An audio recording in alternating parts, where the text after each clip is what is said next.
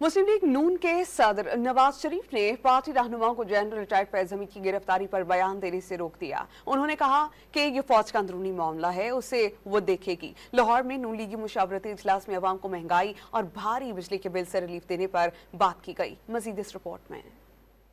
Model town Lahore में नवाज शरीफ की ज़ेर सदारत अहम मुशावरती बैठक हुई, जिसमें जनरल रिटायर्ड फैज हमीद की गिरफ्तारी भी मौजूए बहस रही। गुफ्तगू में नवाज शरीफ का कहना था, पीटीआई की लाई तबाही महंगाई और महंगे बिल लाई है। ये हमारी सलाहियतों का इम्तिहान है कि मुश्किल तरीन हालात में अवाम को रिलीफ कैसे देना है। मुल्क को डिफॉल्ट से बचाने की तरह अब अवाम को डिफॉल्ट से बचाना भी हमारा बड़ा इम्तिहान है।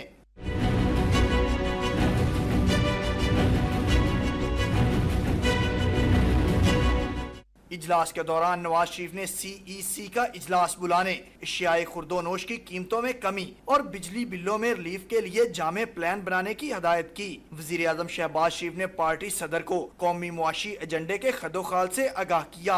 उनका कहना था, कौमी मुआशी प्लान को हतमी शक्ल देने के बाद वो पार्टी सदर को ब्रीफ करेंगे।